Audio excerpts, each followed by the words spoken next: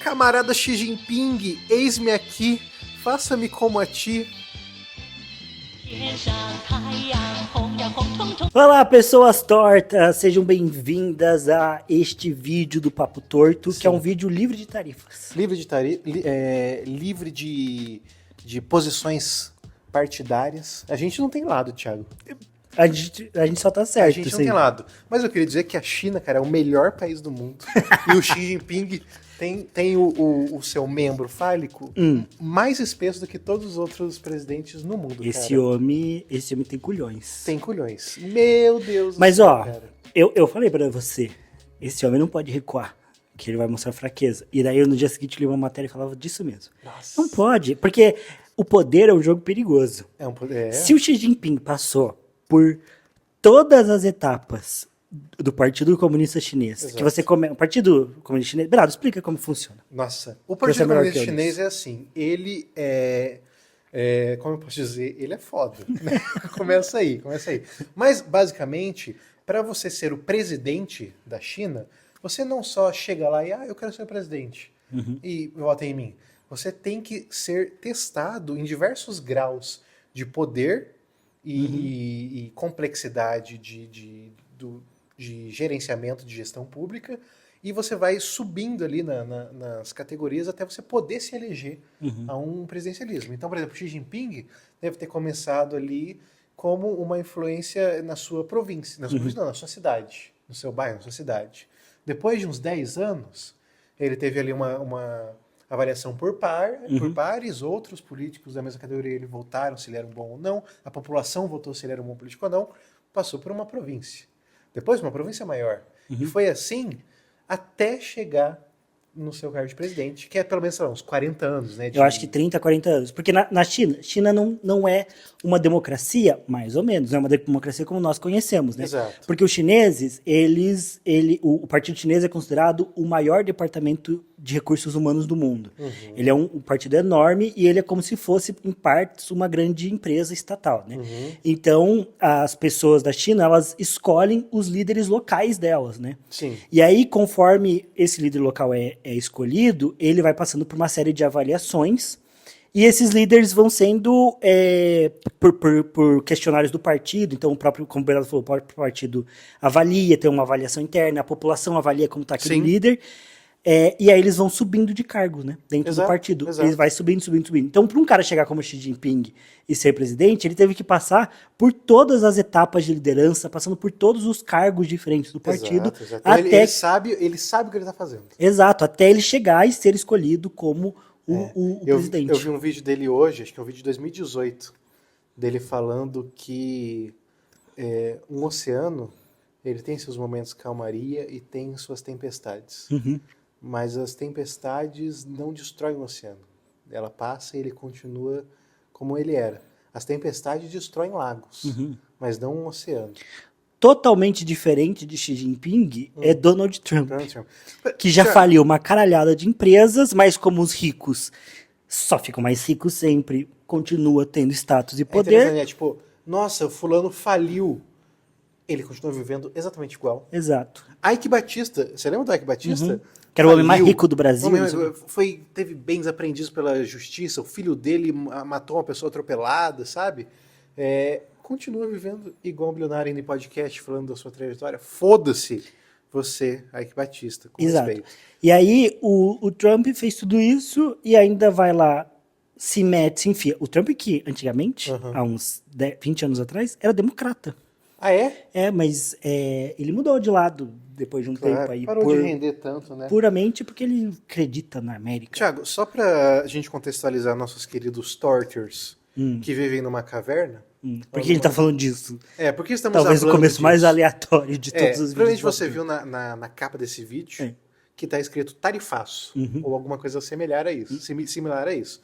Porque nas últimas semanas, nos últimos dias, o Trump estabeleceu medidas tarifárias para importação de produtos de outros países. E ele fez aquele cartaz enorme, assim, com uma lista de vários países. Baseado numa matemática que não segue nenhum princípio econômico que faça sentido. Baseado no Instituto MR. Né? Sim. O MR, ele definiu ali várias taxas, várias porcentagens de imposto para importação de bens de outros países. Por que ele faz isso? Porque ele está querendo fazer uma política protecionista e tem a justificativa de fortalecer o mercado interno dos Estados Unidos, mas trazendo de uma forma estúpida, né? E daí ele taxou a China em 30 e poucos por cento? Ele taxou a China primeiro em 34%.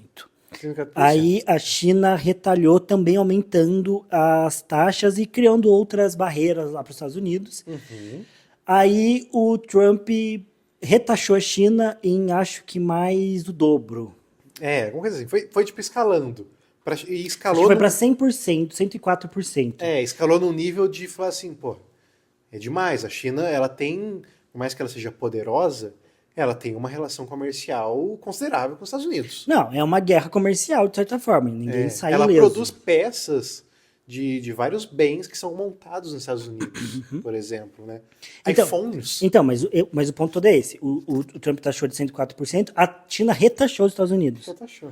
Aí os Estados Unidos, se eu não me engano, hoje taxou mais um pouco. E retaxou, mas eu vi meio por cento, não consegui ver direito, mas aparentemente os Estados Unidos colocou tipo uma trégua, assim. Tipo, taxou. Sim, ele diminuiu em 10% as taxas para todos os países, menos a China. Ah, tá. Mas não tinha colocado uma trégua, tipo, vai valer daqui 90 dias. Sim, para todos os países, ele diminui, o efeito imediato é de menos 10% por 90 dias, menos a China. A China imediatamente já Entendi, tá nas taxas. entendi. Então, é um cabo de guerra. Porque o ponto do Trump é... E assim, vocês sabem que nós somos especialistas, né? Sim, De porra nenhuma. O ponto do Trump é... Nós aumentamos as tarifas externas, porque com a economia globalizada, as empresas pararam de ter sede nos Estados Unidos. Porque elas foram indo para lugares mais baratos, né? Não faz sentido eu ter uma empresa aqui, se na China eu vou conseguir produzir mais, porque lá é mais barato, né? E eu vou ganhar mais dinheiro. Então eu só faço o produto lá e trago para cá. Exemplo, Apple. Sim. Os iPhones são feitos na Ásia e vendidos nos Estados Unidos. A Tesla, propriamente, se eu não me engano, as peças são produzidas na China e a montagem só é feita nos Estados Unidos. Então, só que com isso, o emprego de quem faz a peça, ou de quem faz o iPhone, não está nos Estados Unidos. E, obviamente, isso gerou um impacto, especialmente para uma parte grande da população que vivia desses empregos, que costuma ser uma parte de um trabalhador médio, Sim. que é um trabalhador mais braçal e tal, que é o trabalhador comum, que é a maior parte do país, a galera que não tem uma formação de um ensino superior e tudo mais. Homens, na sua grande maioria, que é quem? A base do Partido Republicano. Então, conforme a economia do Zema foi crescendo nesse sentido, esses caras, via de regra, pararam de ter seus empregos ali. Isso foi trazendo crises para eles financeiras, né? A perda da sua própria identidade, do que era a América do século passado. Porque muita gente no século passado fez a sua vida, fez a sua família, trabalhando justamente nessas empresas, porque era uma boa carreira. Hoje em dia já não é mais. Então, essa desilusão também do sonho americano fez eles irem para o Partido Republicano. Essas pessoas trabalhavam nesses, chama de blue collars, né? Da indústria, desses trabalhos braçais, só que técnicos, né, de certa forma. E daí o emprego não qualificado ficava com um imigrante. Também, né? Então daí até teve essa crise, que o cara perdeu o emprego blue collar dele. Não que blue collar, tipo, o cara ganhava absurdos, assim. Mas era um emprego técnico, digamos assim. E daí o emprego que tinha... De chão de fábrica? De chão de fábrica, de jardinagem, de construção civil pesada, estava com o imigrante. Daí começou também, além de racismo, simplesmente, esse negócio de culpar, de roubar empregos. Porque a lógica é que essa pessoa, ela perdeu, por de fato motivos que às vezes não tem a ver com ela, por motivos econômicos, sociais, que é o que acontece no capitalismo, ela perdeu o seu status quo ali, né?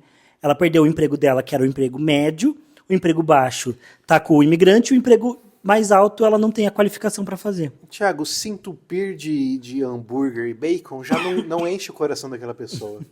Comer aquele frango sintético do KFC já não é a mesma coisa. Não tem o mesmo gosto.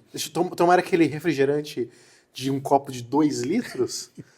Não sei. Tomar água do dia Parece do que eu já não arroto tanto quanto antes. Tomar água do dia do americano, que é uma água saborizada. É. Mas daí é isso. Esse é o ponto das tarifas do Trump. É a ideia de que, então, Então, como tudo está sendo fora do país, eu vou aumentar a taxa. Porque aí vai ficar caro trazer de fora. Aí as pessoas vão ter que criar empresas aqui. Só que as empresas não são feitas dos dias para a noite, né? Não. Tipo, não é assim, amanhã surgiu uma fábrica aqui. Então, o ponto é que para você fazer isso, você tem que fazer uma coisa gradual. Teoricamente, não é que você vai taxar de fora. Primeiro, você cria um incentivo para as empresas virem para cá, para elas crescerem aqui, para elas construírem aqui o seu patrimônio. Você incentiva a empresa que já existe, você cobra menos imposto dela para vender internamente do que exportar. Exato. Né? E aí, quando você já tiver uma espécie de projeto, uma base forte de uma indústria interna, aí sim você taxa a externa, Sim. que daí você incentiva mais. Só que eu acho que são coisas que não dá pra fazer num mandato só, né? E daí por que o Trump faz isso? Porque acho que ele quer mostrar que ele fez coisa. Aí vem no lado de que ele é maluco, né? E antes de falar disso, que ele é maluco, sobre essas coisinhas, tá acontecendo também já um efeito imediato. Eu ia falar que eu acabei de ver uma nova figurinha do Beraldo, que é... Fazedora de figurinhas, vocês me pagam. Eu vou cobrar royalties, tá? Cada figurinha que você manda minha é uns 50 centavos. Papo torto shitspotting. Tem um efeito imediato que eu vi hoje, não sei se é verdade, eu vi prints. E eu confio em prints. Que é um efeito meio... Lembra quando taxaram a Shein no Brasil? Que foi uma cagada, Fernando Haddad. Foi uma cagada. Cagada! Not good. Tá? Que a gente fala a verdade, Thiago. Que inclusive é isso, né? Cagada. Por quê? Porque que era a Shein? Era um comércio externo, que as pessoas compravam roupas da China, que eram muito mais baratas do que a produção nacional. Vi de lojas de departamento, que eu não vou falar o nome, que vai que elas nos patrocinam um dia. Né? Que hoje você comprar uma camiseta, R$80. Eu tô usando uma de loja que me patrocinou, inclusive. Então eu não vou falar nada. Lojas, por aí. Que tem no shopping, tem suas logos de várias cores, às vezes com letras, poucas letras. Uma letra, não. Enfim. Ou animais, enfim. Animais. Girafas? Animais. Animais. Enfim, go on. E daí começou a taxar, e as pessoas não tinham condição de comprar na loja, que era R$80 uma camisetinha, uma brusinha. Só que na Shein, que vinha da China, era R$30. Porra. Vamos que vamos. Vamos ter que fortalecer o comércio interno, não sei o quê. Vamos taxar. Ninguém mais compra roupa da China, ninguém consegue comprar roupa aqui, fudeu tudo, o povo fica puto. Isso, não tem condição de... E aqui a gente já vê só nesse assunto a gente vê várias camadas, né, de como a sociedade é bagunçada. Layers de Porque merda. a tarifa que o Haddad colocou aqui, que tem exatamente o mesmo princípio, a mesma lógica, a direita aqui vai olhar e falar assim, olha só o comunista ditador. Mas daí quando o Trump faz a mesma coisa, pior, lá tudo o que vale é o discurso que quem tá fazendo, né? Os caras não tem... O parâmetro moral deles é baixíssimo. No caso, eu odeio as tarifas igual. Odeio tarifas igual. Coração inclusive, você viu que tem um projeto brasileiro de isentar imposto de renda, né? Tem gente falando mal. Mas, uma coisa sobre essa maluquice, cara, do tarifaço que está acontecendo, é que isso mexe muito também com a Bolsa de Valores, né? Que as empresas sofrem grandes valorizações, como a gente comentou, as empresas, elas têm sedes nacionais, mas elas produzem na China, produzem em Taiwan, produzem na Malásia. Ou dependem da produção desses outros lugares. Dependem da produção desses lugares, né? E daí teve quedas absurdas, né? Teve quedas absurdas, crashes, né? Começaram até a comparar com o crash de 29, em certa medida. E daí eu até vi que o mercado, a Bolsa de Valores norte-americana perdeu, 5 trilhões de reais. E daí, meu irmão, as linhas apenas desceram. De onde que saiu 5 trilhões? Você não acha bizarro essa, os números estão me falando para fazer coisas, sabe? Eu acho, que é aquele tipo de coisa que você não para pra pensar muito, né? Mas são números imaginários, né? Números imaginários. Porque o que caiu não é queimou-se dinheiro que existia. É o valor. Empresas, né? Não, é o valor de mercado dela. Porque, até você pensar, perdeu 1 trilhão. Eu vi que Tesla, todas as empresas do Elon Musk, ele só perdeu dinheiro desde que o Trump foi eleito. Apple, perderam não sei quantos trilhões. Mas, assim, na prática, eu não sei se isso muda alguma coisa para elas, assim, no geral. Pois é, o que muda? É que acho que menos investidores vão investir? É isso? As pessoas vão querer tirar o dinheiro porque tá caindo. Mas se tá caindo todas, não tem porquê. Vai investir outro, você vai investir na empresa da China? Também caiu menos, mas, tipo, essa é a lógica? Eu acho que a lógica é a seguinte, Thiago. A produção segue igual, É. né? Os preços vão aumentar. Porque inflação, os caralho é 4, sempre aumenta.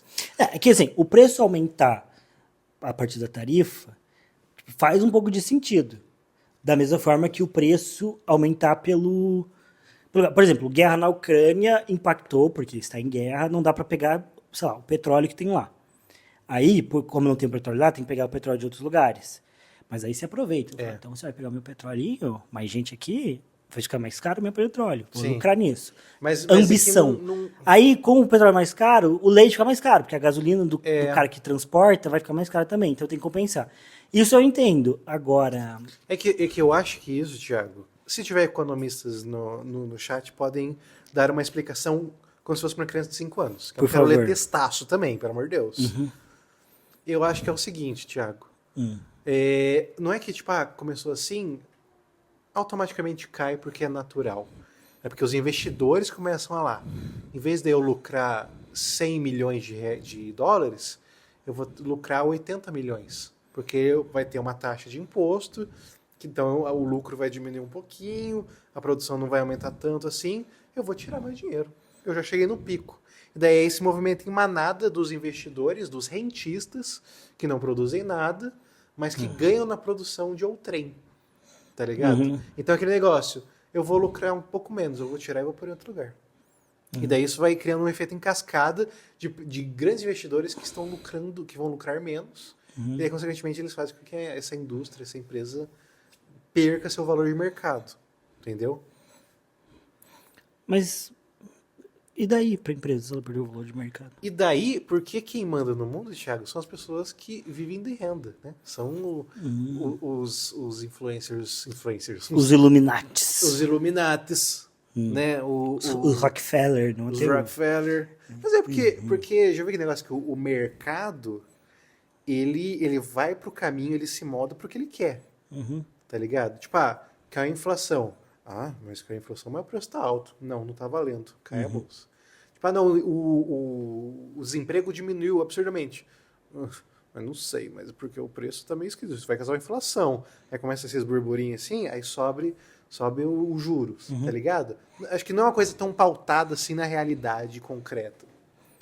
Eu não sei. Eu não sou especialista e eu acho que é mais ou menos por isso aí, sabe? Mas assim, você tá com medo de um futuro pior? Não tô. Sabe por quê? Porque eu confio que isso acontecendo, você muda as relações econômicas do mundo. Tipo, tem aquele acordo que já fazem anos que está sendo estudado e visto da América Latina com a Europa. Do Mercosul com a União Europeia. Isso, com o Mercosul com a União Europeia. E, uma enrolação, não sei o quê, e agora começou a andar. A França, que até então era contra esse negócio de facilitar importações do Mercosul, não sei o quê, porque ela tinha esse protecionismo, com isso, que eles têm uma relação muito direta com os Estados Unidos também, começaram a ser mais tranquilos, assim, sabe? Então, acho que vai criando essas outras relações. A China, como os Estados Unidos está meio esquisita, acho que ela vai ampliar, talvez, relações com o Brasil, ampliar relações com a África. Eu sei que a China investe muito em alguns países da África com infraestrutura e tal. Então, acho que vai mudando a ordem mundial. Assim, vai mudar minha vida agora? Acho que não, vai continuar fudido, não vai melhorar, mas acho que não me dá medo, assim, sabe? Se eu fosse estadunidense, talvez eu teria mais medo. Eu acho. Já viu aquele professor japonês que faz vídeo de economia? Odeio ele. Não sei quem é, desculpa. Professor japonês? Eu não sei se ele é professor, economista. Miyazaki. Japonês. Não é o velho Miyazaki. Não é o velho Miyazaki? Não, ele é bom. Que ele fala que tá chegando o fim do Império Americano. Não vi, mas gostei dele. Mudou já. Então, ele fala que é o fim do Império Americano e tal. Me parece isso. Só que é engraçado imaginar um mundo em que os Estados Unidos... Não que eles vão perder muito da influência, né? Talvez só dessa influência total. Mas é engraçado pensar num mundo em que os Estados Unidos não é o líder do mundo, né? Então, e pensar nesse mundo que a gente falava nas aulas de geografia na nossa época, que o mundo sai da Guerra Fria bipolar para um mundo multipolar, mas não sei, talvez volte a ser um mundo bipolar. Eu acho que não. Um mundo tripolar. Eu não sei, só que é estranho pensar nessa influência de como essa ordem econômica muda, se isso vai mudar também a influência que a gente tem em outros sentidos. Culturalmente? Uma influência cultural, sim. Espero que sim. Uma influência, talvez até em campos sociais e tal. Porque até a gente começou o vídeo falando sobre rapidamente como funciona o partido chinês, por exemplo, a política chinesa. É uma coisa que a gente não estuda aqui. Será que com isso a gente vai saber? A gente não estuda, não estou só falando da China, a gente não sabe a maior parte dos lugares. Não sabe. Tipo, a gente mal e mal sabe o que é um semipresidencialismo. Acho que eu já estava fora da escola quando eu descobri o que era um semipresidencialismo. Tipo, descobri que a França é semipresidencialista. Entendeu? A gente não entende, até hoje não entende direito como que é a política alemã. Exato. Então, tipo, por que é um chanceler? Entendeu? Então, tipo, que a Espanha tem rei ainda. Por quê? Porque parece que a gente vive só a ideia do que é uma política a partir dos Estados Unidos. Isso. Será que com essas mudanças econômicas a gente vai descobrir novos modelos, porque a gente vai se aproximar de outros modelos, com o enxugamento dos Estados Unidos, a sombra deles vai sair um pouco da gente? Ou a gente vai ser um pouco da sombra deles? Olha aí. Para a gente poder ver outras formas de governo, de política, se aproximar de outras ideias. É interessante. É o que eu fico pensando. Eu também não tenho medo. Acho que nesse processo de guerras comerciais, a pessoa fala assim, vai ter oportunidades, vai ter não sei o quê, mas acho que todo mundo vai se fuder um pouco. Vai. É um novo normal que todo mundo se ferra. Mas eu acho que, primeiro que parece que é o tipo de políticas que causam implosões, assim, sabe? Tipo, acho que é esse tipo de medida que elegeu o Trump, mas ao mesmo tempo é o que vai quebrar ele, na medida em que as consequências dessas medidas dele não se provarem tão eficientes ou tão benéficas quanto elas são no discurso, na teoria, ou no momento emocional, sabe? Que na prática, às vezes, as coisas não se comprovam como elas são na teoria. E também porque é uma briga de quem tem o maior peru. Com certeza. E às vezes, o seu não é tão grande quanto você pensa. Exatamente. Às Então, vezes assim, o seu peru, você tá olhando ali, O seu big stick a sua política de big stick não está so big. não está so big Não está assim. so big. Às vezes, de 1850 para cá, os outros sticks das outras pessoas cresceram. E aí, às vezes, o seu não é o suficiente. É aquele negócio de você ficar regurgitando a sua própria comida, uma hora vai fazer mal. Que nojo. Que nojo, né? Eu também. Que nojo. Eu tentei pensar numa coisa mais legal. clean pra dizer. Mais clean. Você ficar. Não tem mais nada mais clean que falar isso. Os Estados Unidos está regurgitando sua própria comida. Então, você... Não se gosta pelo prato que come. Exato. Mas assim, Thiago, se eu fosse resumo de tudo que eu falei. Estados Unidos, otário. China, nice. Futuro. Estamos todos com você. Estamos todos com você. Xi Jinping. Xi Jinping, se você quiser patrocinar uma viagem do Papo Torto para a cidade chinesa... É um ótimo caminho. Vamos aumentar a visibilidade da China. Como? Chamando criadores de conteúdo brasileiros para visitar a China e espalhar a mensagem. Fez isso. Você viu com quem eles fizeram isso agora? Não. Não fez, mas deu todo um embasamento para isso. Né? O Speed, iShow Speed, sabe aquele streamer gringo? Que tipo, é o maior streamer do mundo hoje, você nunca viu? Não. Ele, cara, Não ele conheço. gosta muito do Cristiano Ronaldo. Tudo. Talvez já tenha visto alguma coisa dele, mas não sei. Já viu. Não acompanho muitos streamers. Ele foi pra China, cara, absurdo, assim, sabe? Encantado com a China, e a China é muito foda e tal. E ele é estadunidense, assim, sabe? E ele achou absurdo e tal, daí a China, o governo levava ele, não sei se é governo ou uma instituição, ele levava ele nos lugares, assim. E milhões de pessoas assistindo ele, milhões, assim. Eu vi que teve outro país que fez isso também, não sei qual foi, não sei que contexto, mas teve algum outro país também que levou pessoas. Eu aceito todos os países verem, que quiserem nos levar para mostrar seu país, as belezas do seu país, aceito, com algumas exceções, talvez. A Aceito proposta todos, válida menos para alguns. todos, menos para alguns. Todos menos alguns. Mas é isso. É isso. Esse talvez é o vídeo mais estranho do Papo Torto, Talvez. Não, claro que não. Ah, eu achei. Vamos... Mais estranho? Ele teve um fluxo de pensamento muito confuso. Teve. Nossa, Até eu me perdi fiquei às falando vezes. muito sobre economia, uma coisa que eu não sei nada. Só achismo, foi só conspiracionismo.